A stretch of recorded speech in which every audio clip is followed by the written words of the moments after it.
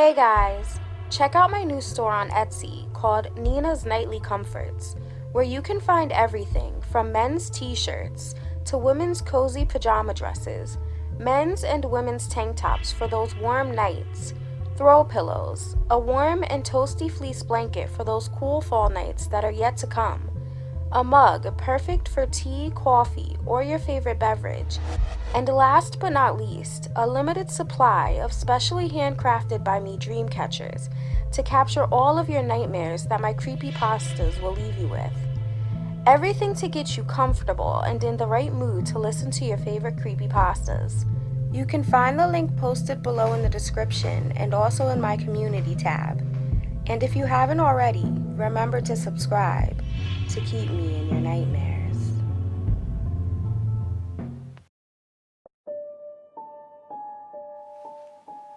Hey, how was school today? I ask with a smile as my 15-year-old daughter Savannah slides into the front passenger seat.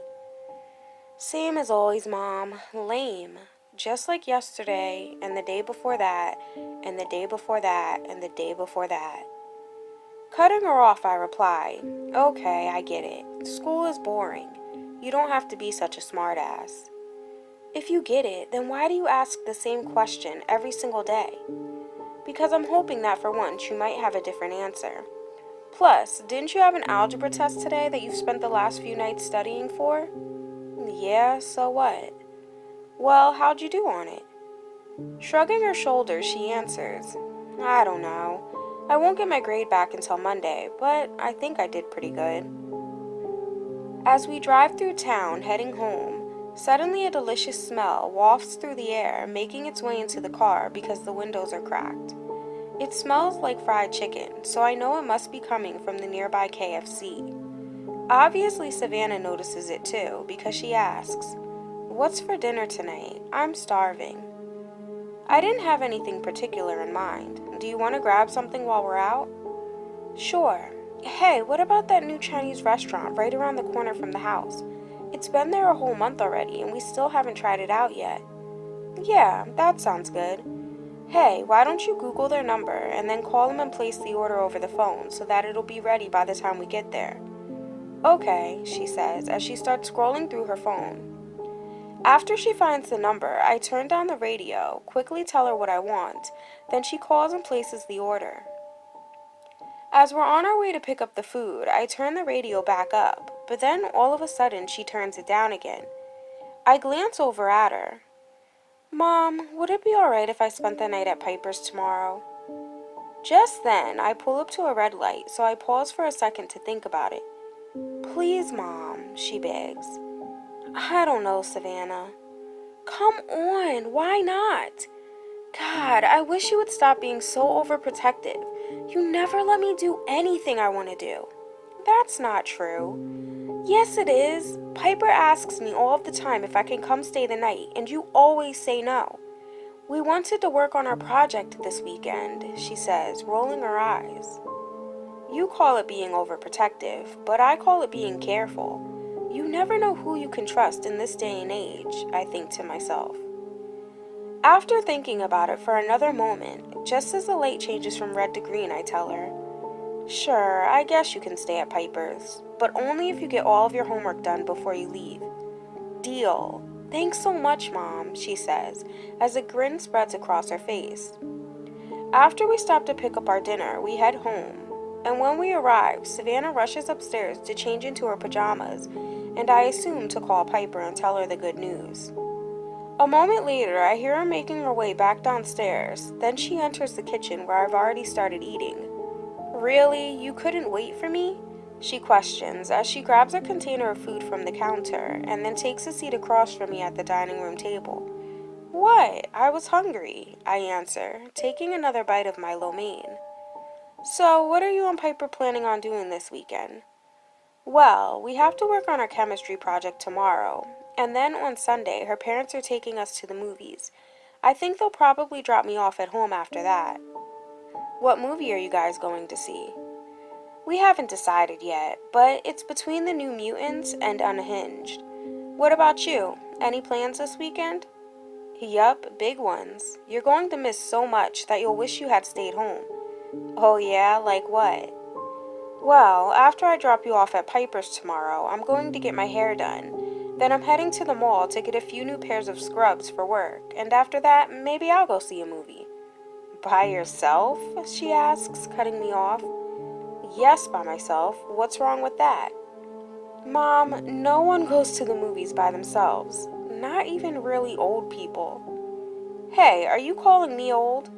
What? You're not. Wait, what is it that Grandma always says? You're not a spring chicken anymore, she tells me, giggling. Ha ha ha. You better watch it or you won't be going anywhere this weekend. Barely managing to get it out because she's still too busy laughing, she says, Okay, okay, it was just a joke. Relax. Well, you know what isn't a joke. What?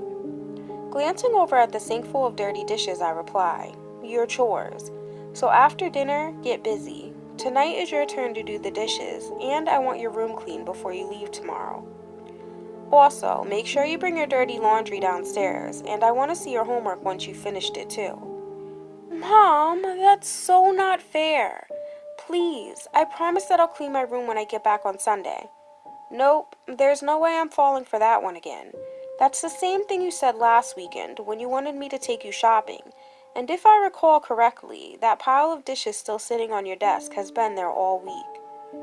Giving me a guilty look, she answers, Sorry, I'll bring them down and wash them tonight. So after dinner, she heads up to her room. A little over an hour later, she comes down with her dirty dishes, sits them in the sink and tells me, I finished my homework. I'm going to clean my room now. Feeling a little bad because I don't want her to have to spend the rest of the night doing chores, I start washing the dishes for her. When I'm nearly finished, she returns. You didn't have to do that. I was going to do it. After washing and rinsing the last couple of dishes, I dry off my hands. Yeah, I know I didn't have to do it. I was just trying to be nice. Would it kill you to say thanks? With a smile on her face, she rushes over and gives me a huge hug. Thanks, Mom. You're welcome. Now, why don't we do something together? Like what? I don't know. Maybe watch a movie or play a game. I want to spend some time with you before you leave for the weekend. Okay, I guess we can play a game. What about Monopoly, I suggest? We haven't played that one in a while, and you used to love to play it with me all of the time when you were younger. Shaking her head, she replies, Nah, that takes way too long. I still have to pack my bag and get all of the supplies for the chemistry project together. What about Scrabble? Sure, I'll go get it, I say, as I start heading to the closet in the guest room, which is where we keep all of the board games. After we get everything set up, we both pick our 7 tiles. We end up playing twice. I win the first time, and Savannah wins the second. That was fun, I say, once we finish the second game. Yeah, it was. But now I've got to go get packed. Then I'm going to take a quick shower, and after that, I'm going to bed, she says, letting out a yawn. So as she heads back upstairs, I clean up and then put away the game. Then I straighten up the kitchen, take out the garbage, and head upstairs to start getting ready for bed. As I change into my pajamas, I hear a lot of commotion going on down the hall in Savannah's bedroom. So once I'm done changing, I walk down there to check on her. Come in, she says in an annoyed tone. Is everything alright in here? Yeah, I'm just trying to figure out what I want to wear tomorrow, she says as she continues to pull clothes out of her dresser and throw them on the floor. Well, I just came to say goodnight. So she walks through her mess, hugs me, and then kisses me gently on the cheek. Good night, Mom. Love you. Love you too, honey. What time do you want me to drop you off at Piper's tomorrow? I guess around noon. Alright then, I'll see you tomorrow, I say, as I close the door and then head back down the hallway to my bedroom. The next morning, I get up, cook breakfast, then wake Savannah up. After we eat, we get dressed, then she starts putting her stuff in the car and we get ready to leave. On the drive over, I turn on the heat in the car, which is a little unusual for September. Typically where we live, it doesn't start to get colder until at least mid-October. Boy, it's a little chilly today, I tell Savannah. Looking up at the sky, I add, and it looks like a storm may be headed our way. No, I don't think so. I checked the weather before we left, and it didn't say anything about a storm.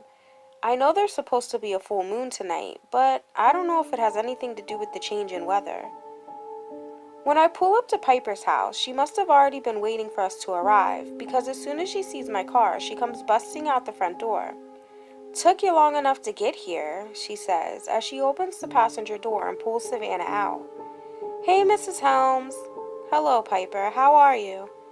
"I'm okay. I'll be a lot better once we get this chemistry project done and over with." Just then her mother comes strolling out of the house and down the walkway to my car. "Hey, Tara, how are you?" I ask, as she approaches the passenger side window. "I'm doing well. How about yourself?" "I'm fine. Do I need to pick Savannah up tomorrow?" "Nope, we'll drop her off right after the movie. It starts at 1, so probably around 3:34ish. "Okay, sounds good, thanks," I say, before calling Savannah over to say goodbye. After that, I drive across town to my hair appointment. Then I stop for some lunch before heading to the mall. A few hours later, I head home, then sit down and relax on the couch while binge watching a show on Netflix that I've gotten really into lately called Hannibal. Around dinner time, I send Savannah a text just to check in, but she doesn't reply. Usually I would start to worry when I don't get a response from her, but I brush it off, thinking that her and Piper must be busy with their project. The next day, I sit around the house all morning in my pajamas, then head outside during the afternoon to work in my garden while waiting for Savannah to get back. Around 4, I'm in the kitchen getting ready to start cooking dinner when I hear her come in. "Hey, I'm in here," I shout. A moment later, she walks into the kitchen. "Hey, Amanda," she says, as she reaches out and grabs an apple from the fruit basket, then takes a seat on one of the stools and props her boots right up on the island as she takes a bite of the apple. I stare at her confused because she never calls me by my real name. "It's Mom to you, young lady. And what's gotten into you? You know better than to put your dirty shoes up there," I tell her, smacking her feet down. "So how was your weekend?" I ask. "Hey, I'm gonna go up to my room for a little while."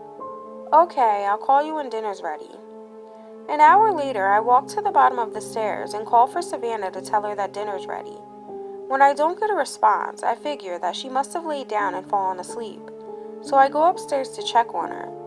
"Hey, is everything okay?" I ask, when I see her door slightly open and find her lying in the bed beneath the covers. I walk over and sit down on the edge of her bed. "Savannah, is something the matter? Are you feeling all right?" "Everything's fine," she mutters. "Savannah, I can tell that something's wrong. Are you sick?" She shakes her head no. "Did you and Piper have a fight or something?" "Look, will you just leave me alone? I said nothing is wrong." Not wanting to be the pushy, overbearing mother that she accuses me of being all of the time, I decide to give her some space, thinking that she'll come and talk to me about whatever it is that's bothering her when she's ready. "Well, it's time for dinner." "Good, I'm starving," she says, as she climbs out of bed and follows me downstairs. But then she sits there across from me at the dinner table with a blank look on her face, and only takes a few small bites of her food, but then just moves the rest around on her plate with her fork. "I thought you said you were hungry." "I was, but I'm suddenly not anymore." "But meatloaf is your favorite." When she doesn't say anything and just continues to stare at her plate, I change the subject. "You didn't really tell me much about your weekend. Did you and Piper finish your project?" "Most of it." "Well, what about the movie? How was that?" "Movie?" "Oh, yeah, we ended up not going to see a movie. We couldn't agree on one we both wanted to see." I'm not used to her being so short with me. It feels like I'm pulling teeth just trying to get her to talk to me. And for some reason, she refuses to make eye contact. Every time our eyes are about to meet, she quickly glances away.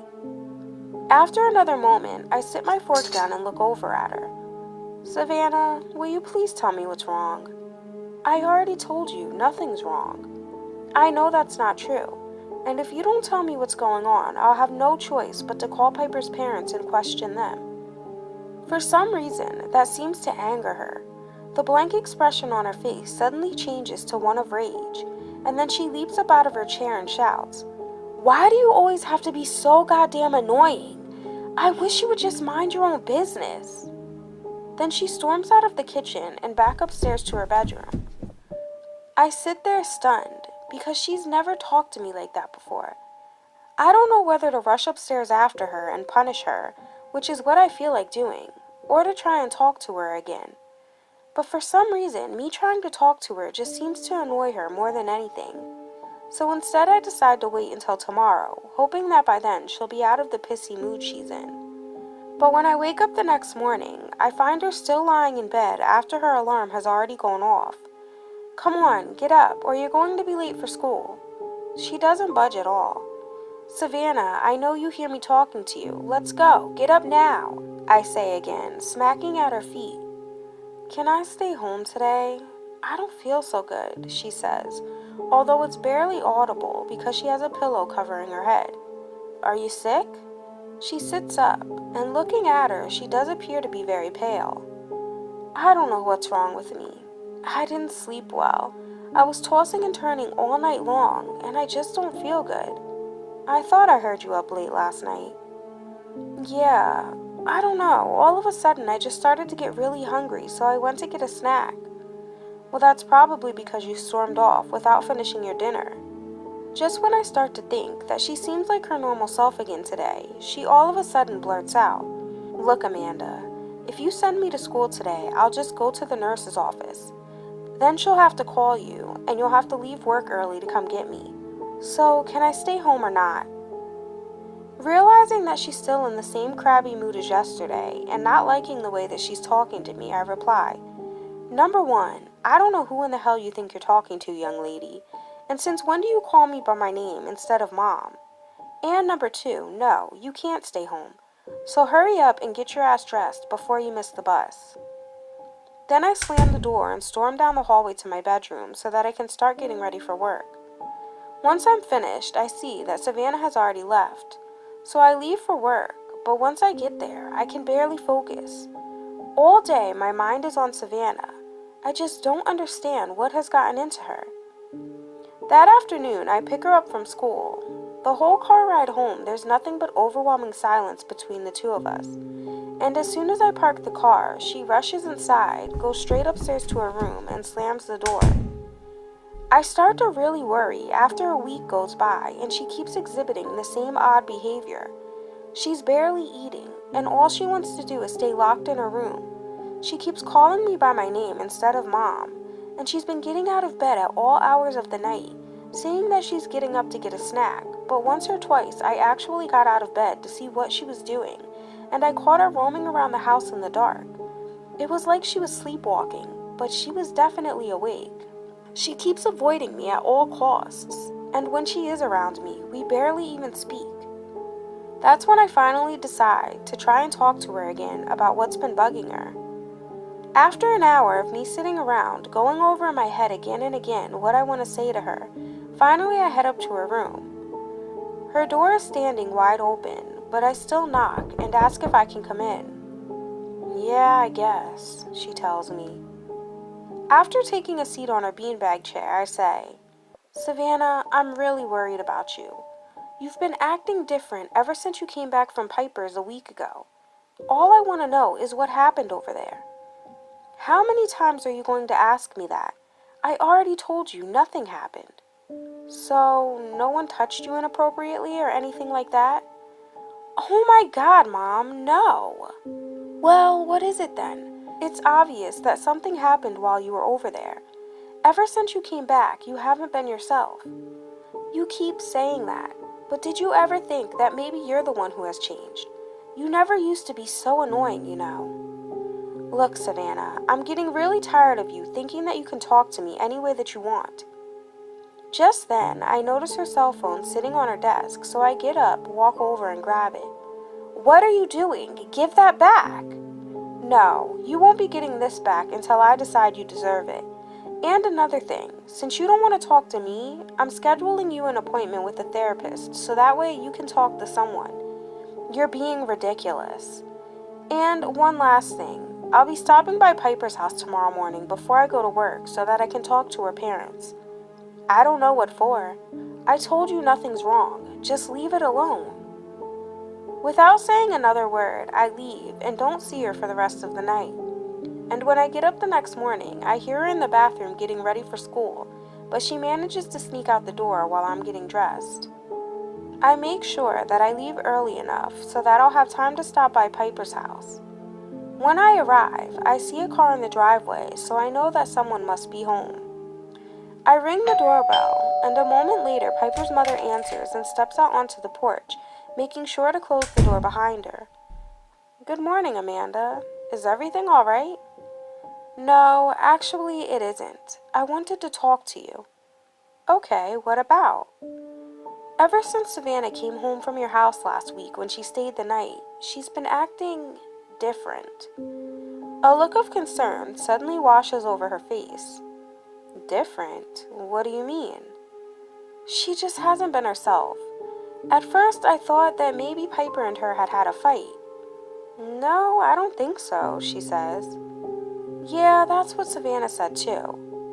"Well, why don't you just ask her what's wrong?" "I did, many times already, and she keeps telling me the same thing, that it's nothing, but I'm not so convinced. I was hoping that maybe Piper said something." "No, she didn't mention anything.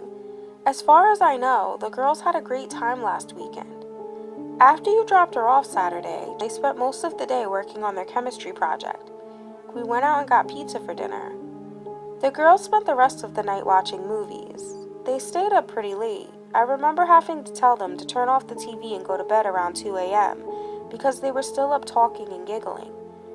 Then Sunday, I got up and made breakfast for everyone. They worked on their project a little longer, and then we went to the movies. After that is when we dropped Savannah off at home." Immediately, I think back to what Savannah told me, how she said that they didn't go to the movies, so why would Tara lie? I don't say anything about the discrepancy. Instead, I ask, "And you're sure that Piper didn't say anything?" She shakes her head. "Well, did Savannah seem to be acting strange while she was here?" "No, she was very sweet and polite," she tells me with a smile. "Okay, thank you. I'm sorry to have bothered you." "Oh, it's no bother at all." "Well, can you please do me a favor and ask Piper if Savannah said anything? Like, maybe told her something was bothering her. I just want to know that everything is okay with her." "Of course I'll ask. Now you have a good day." "Thanks, you too." After that, I head to work, and I spend my break time that day searching the internet for therapists in the area. I make a list, then call around to a few of them to see how much it's going to cost me. After deciding on one, I schedule an appointment for Savannah for the following day after school. Knowing that she'll be mad, I don't tell her about it until I pick her up from school that following afternoon. "Are you kidding me? I didn't think you were serious when you said you were going to do that." Not wanting to argue, I let her vent her anger without saying a word. When we pull into the therapist's parking lot, she rolls her eyes and blows her breath a few more times. I don't know if she thought that that would get me to change my mind and head home, but instead I tell her, "Let's go." She follows me inside with an aggravated look on her face. I approach the receptionist's desk and sign in, then ask her, "Excuse me, miss, but would it be possible for me to speak to Dr. Gonzalez before my daughter goes in there for her appointment?" "I'll have to check. Please hold on one moment," she says as she gets up from her chair and heads to the back. When she returns a few minutes later, she tells me, "Dr. Gonzalez said that she can see you, but only for a couple of minutes." "All right, thank you so much." "Follow me," she says. So I follow her to Dr. Gonzalez's office, then introduce myself and explain my concerns about Savannah. "Please, could you just find out what's going on with her? Ask her if someone touched her or hurt her in any way, or if she's thinking about harming herself." "Is that what you think happened?" "To be honest, I have absolutely no idea. She won't tell me anything, but I'm worried sick." "Well, since she is a minor, I would be allowed to tell you some of the things that we speak about, particularly if she were to divulge any of the type of information you're worried about. However, I would also have to report it to the police as well." "Thank you very much. That's all I'm asking." "Of course. Now, if that's all, it was very nice to meet you. Now, can you please head back to the waiting room and send Savannah back? Our session will last 1 hour. So I head back to the waiting room and answer some emails while I wait. Once she's done, I'm relieved to see that she doesn't look as angry as she did when we first got there. When we get to the car, I ask, "So, how did it go?" She shrugs her shoulders. "Well, did the two of you talk?" "Not really. She pretty much just asked a bunch of questions." "Well, did you answer them?" "I answered some." "What does that mean?" "It means that I answered the ones I felt like answering, Amanda." "God, with all of the questions you ask all of the time, you sound like the therapist." "Really, Savannah? I'm paying good money for you to come here, and I told you to stop calling me that." "Well, I didn't ask you to waste your money and send me here." A few more weeks go by. Savannah continues to go to her appointments with the therapist.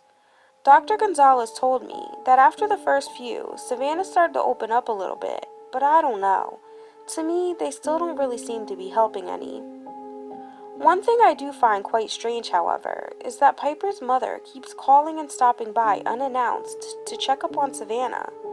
And every time I talk to her, she suggests that I let Savannah come back over there to spend the night with Piper again. She's very insistent about it.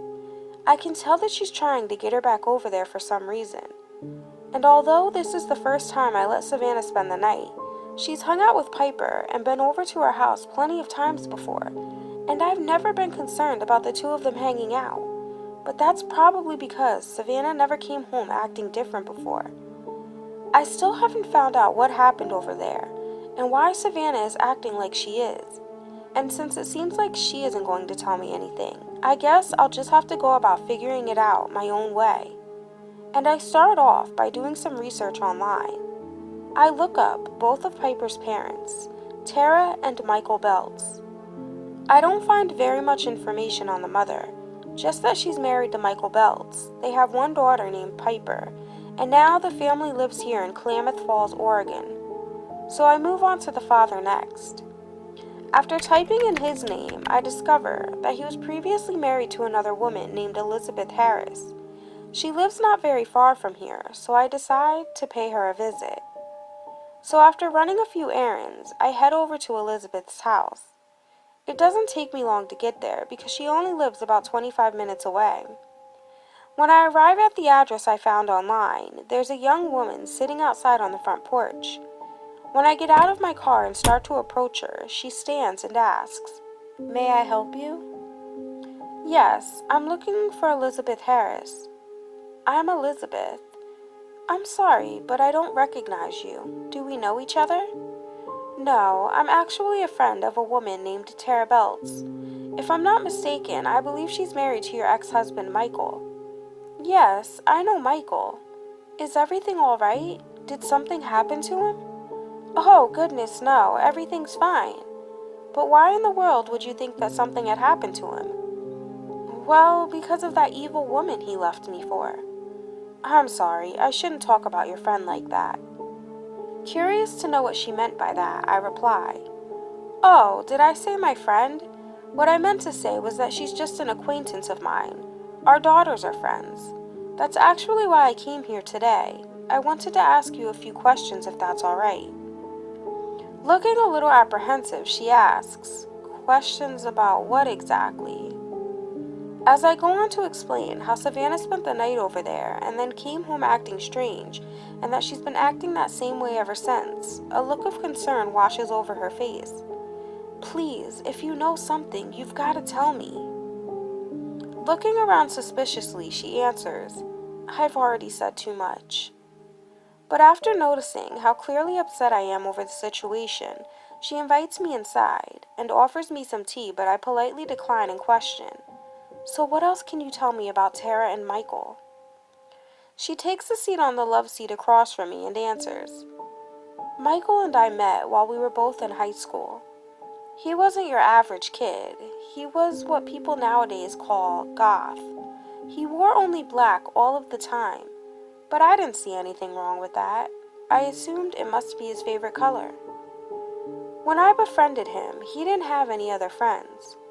Didn't you find that kind of odd?" "No, not at all.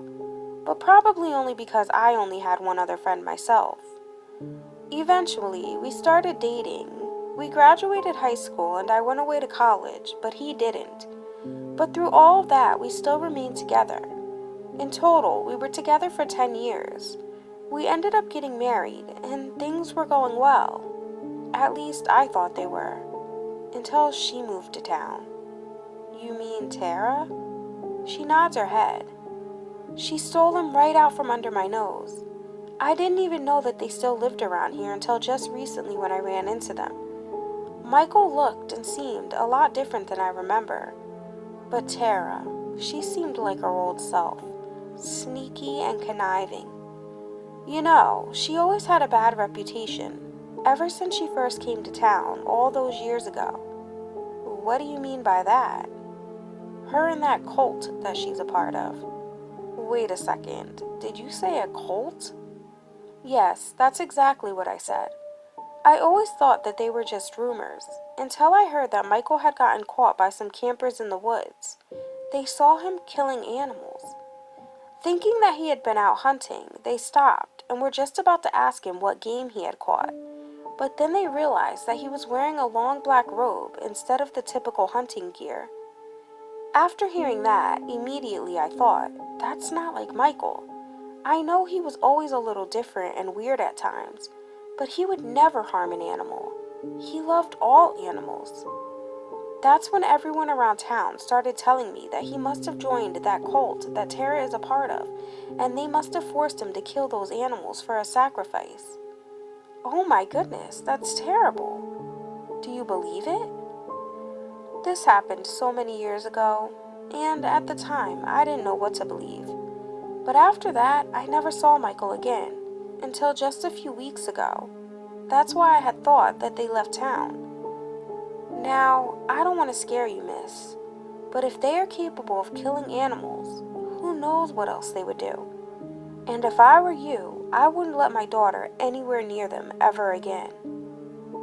Thank you so much for your time, but I've really got to get going, I tell her, glancing down at my watch. As soon as I leave, I head straight over to the Belts' house and sit in my car down the street all day waiting for them to leave. A little before 3 o'clock hits, I send Savannah a text to let her know that I won't be able to pick her up from school today and to take the bus home. I just recently decided to let her have her cell phone back, but only when she goes to school. The moment I pick her up, every afternoon I take it and keep it until the following morning when she leaves for school again. A moment later, she replies, Piper said that our mom can drive me home today. I quickly text back, no, you were to ride the bus home today after school. When she doesn't respond, I send another text, Savannah, do you understand me? When she still doesn't answer, I send another, look, if you do this one thing and don't give me any problems, I'll think about giving you your phone back permanently. Finally, she texts back, okay, I'll take the bus home. Not long after that, Tara finally leaves. I assume she's going to pick up Piper from school. Knowing that her husband is still at work because his car isn't there, I figured that this could be my only chance. So I get out of my car, creep down the block as nonchalantly as possible, and sneak around to the back of their house. I remember Savannah mentioned once before that they keep a spare key under one of the flower pots on the back porch for Piper because she's always forgetting her keys and getting locked out. I glance around to make sure that no one is watching before I reach down and begin searching beneath the numerous flower pots. I locate the key under the second one I check, grab it, and then make my way inside. After quickly searching the entire downstairs, kitchen, living room, dining room, and bathroom, I find nothing out of the ordinary. As I start to make my way upstairs, I nearly jump out of my skin when I hear a car door slam outside. I race over to the window and duck as I peek out of the curtain, breathing a huge sigh of relief when I realize that it's just one of the neighbors. Not knowing how much time I have until Tara and Piper get back, I go darting toward the stairs once again when out of the corner of my eye I spot the door leading down to the basement. And for some reason that I can't quite explain, Something in my gut is telling me that's where I should go. So I make my way over to the door, open it, and then start to tiptoe down the stairs. I slide my hand up and down the wall, looking for a light switch, but don't find one. The only thing my hand manages to graze is a thick layer of dust and some cobwebs. When I make it to the bottom, I see a faint shadow of a string dangling from the ceiling, so I reach up and gently tug it. A second later, dim light floods the room. Immediately, I gasp at what I see. There are numerous pairs of different types of animal horns displayed on the walls, as well as wooden upside-down crosses and dozens of symbols that I have never seen before. The only one that I do recognize is a giant pentagram right in the center of the floor, and there is a long metal table with restraints sitting right on top of the pentagram. As I inch my way closer, I notice a digital camera set up on a wooden table pointing right toward the metal one. My instincts are telling me to turn it on, so I pick it up, locate the power button, and then push play. To my surprise, immediately, the same basement that I'm in now fills the screen, and then Tara, Michael, and Piper walk into the frame. Piper and her father are wearing long black robes with hoods, and Tara is wearing a long red one. She's also holding a knife in her hands. A moment later, Tara instructs Piper to pick up the camera, and then her and Michael walk over to the metal table while Piper records. There is a blanket covering whatever it is lying on top of the table, and when it suddenly starts squirming and screaming, I realize that it can only be one thing under there. Instantly, my mind rushes back to my conversation with Elizabeth that I had earlier today, and suddenly it all starts to make sense. Just then, Michael rips the blanket off, and I gasp in horror when I see Savannah lying there, restrained, with tears streaming from her eyes. Her screams are muffled because she has a gag in her mouth. Tara retrieves a large book from the wooden table, opens it, and begins to recite something. But whatever she's saying must be in a different language because I don't understand any of it. Then, Michael proceeds to pull the gag out of Savannah's mouth.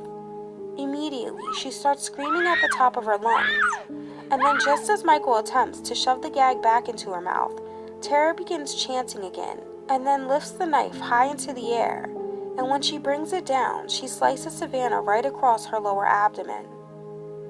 Blood comes spilling out of her stomach, and her screams of pain cause me to cringe. Tears instantly begin filling my eyes. Then the lights begin to flicker, and the room goes dark for a moment as Tara's chanting grows louder. Seconds later, Piper and Michael join in. That's when I catch a glimpse of a dark, shadowy figure looming behind Tara. It slowly begins to approach Savannah, and once it's standing right next to her, its threatening presence now looming over her, it reaches out and touches her, and then suddenly disappears. Savannah's body lunges into the air a few times and then collapses onto the table. I continue to stare at the video recorder in disbelief as she lies there lifeless. Then I watch as the wound on her stomach mysteriously starts to vanish. A moment later, Michael removes her restraints, helps her up off of the table, and then places a black robe, just like the one that him and Piper are wearing, around her shoulders.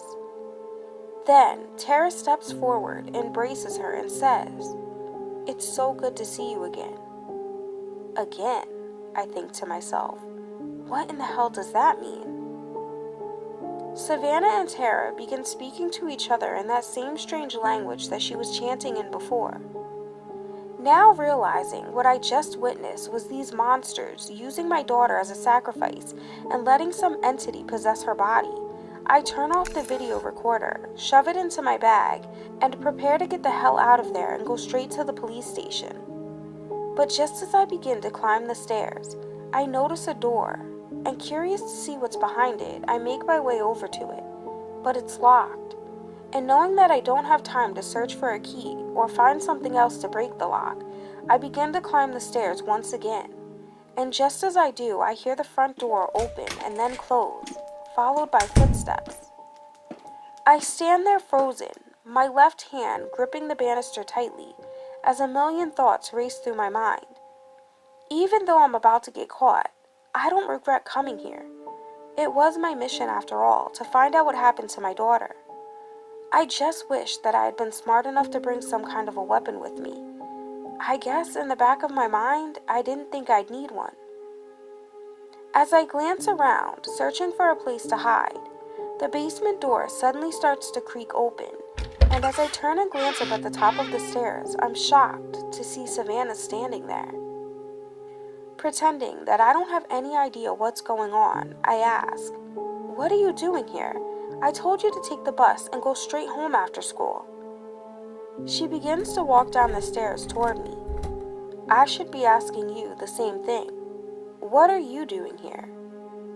I hesitate for a moment, not sure what to say, and that's when she pulls a knife from behind her back. I put my hands up in an attempt to defend myself. "Savannah, what are you doing?" Catching me off guard, she plunges the knife into my right arm, causing me to stumble backward, then go tumbling down the stairs. "Savannah, please stop it," I beg, as I stare into her dark, soulless eyes while she continues to descend the stairs. "What is wrong with you? Why are you doing this?" As a sinister grin spreads across her face, she says, "This works out just fine. You see, they wanted me to pretend to be your daughter until the next full moon, and I tried my best. But I'm a grown-ass woman, and dealing with being talked down to and bossed around all the time by a nobody like you, I just couldn't take it anymore. If you're not my daughter, then who in the hell are you?" Just as she's about to answer, I hear footsteps coming down the stairs. Then Piper, Tara, and Michael all come into view. Although it causes me agonizing pain, I forcibly rip the knife from my arm and point it at them. Calling my daughter by a different name, Tara says, "Carol, what are you doing? You know you weren't supposed to harm the body. She's supposed to be next." "Well, what was I supposed to do then?" Tara glances over at me and replies, "Look, never mind. I guess it isn't too bad. We can patch her up, and then when the full moon rises next month, we can finally bring Grandma back." I lie there in shock, listening to everything that they're saying. That's when they start to surround me, and I look around, terrified, trying to figure out how I'm going to escape. Just then, I look up at Michael. "Please, I know you're a good man. I spoke to Elizabeth. She had nothing but good things to say about you. You don't have to do this." It looks like he's just about to say something, but just as he opens his mouth, Tara firmly places her hand on his shoulder, and then he glances away from me and down at the ground. "So, you talked to Elizabeth. You're smarter than I thought. I'm sure she didn't have anything nice to say about me. But none of that matters, because I think that she'll be the next one joining you." Suddenly, Savannah distracts me and calls out, "Mom." And for a split second, it actually sounds like my sweet daughter again. I turn to gaze in her direction, and the next thing I know, she lifts her hand and blows some type of white powder into my face. When I wake up, I'm on the other side of the locked door that I had seen earlier. Savannah comes into the dark room to bring me some food, but I push it away. I'm not eating anything that these people offer me. Do they think I'm stupid? "Where is my daughter?" I scream at her. "Oh, don't worry. You'll find out soon enough. You only have 15 days to go." Then without another word, she leaves. And once the door slams behind her, I sit there in the darkness, thinking about what will become of me in the next 15 days, and who I will become.